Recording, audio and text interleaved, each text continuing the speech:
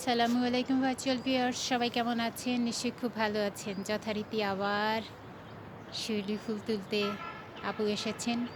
প্রতিদিন শিউলি ফুল এরকম টুপটুপ করে ঝরে পড়ে, নিচে ঝরে পড়ছে এই যে অনেকগুলি। আর আমার আপুমনি তুলে নিচ্ছেন এগুলি।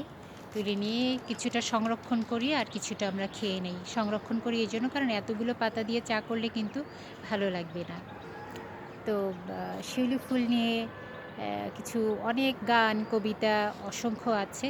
কিন্তু আমার কাছে এর সৌন্দর্য এত বেশি ভালো লাগে, শুধু ফুল নয়, গাছের সৌন্দর্য এটা একদম অপূর্ব। আলহামদুলিল্লাহ। এবং আ এটা দিয়ে আরেকটা জিনিস করা যায়।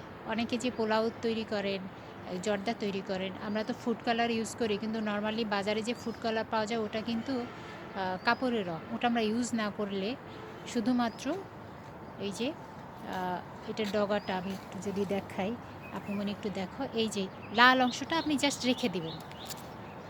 সাদা অংশটুকুন ফেলে দিয়ে লাল অংশটা ফ্রিজে রেখে দিবেন এক কর্নারে। যখনই পোলাও রান্না করবেন ২-১ টা ডগা কিংবা যে কয়টা পারেন আপনি ওরকম ফেলে দিলে দেখবেন কি চমৎকার কালার চলে আসে এবং কালারফুল একটা ডেজার্ট হয়ে যায় তখন। তো বাজার থেকে আর কি বলে কালার কেনার দরকার নেই, ফুড কালার কেনার দরকার নেই। আরেকটা বিষয় সেটা হচ্ছে আপনি কিন্তু এটাকে কালার করেও রেখে দিতে পারেন অনেকদিন।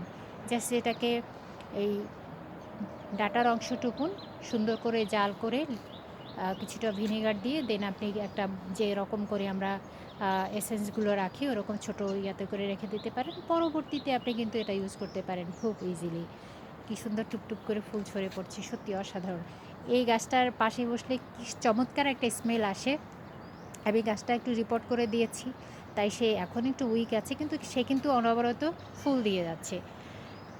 বাট আমি যেটা করব এটা যখন মানে এটা ধরে যাবে, আমার একটু দেরি হয়ে গেছে। বর্ষায় একটু রিপোর্ট করা উচিত ছিল, অর্থাৎ বর্ষার শেষে। আমি শীতের শুরুতে করে ফেলেছি, একটু শীত শুরু হওয়ার পরে, যেটা না করে উপায় ছিল না। আমার ছোটো পটে ছিল, গাছটা হয়তো টিকতো না।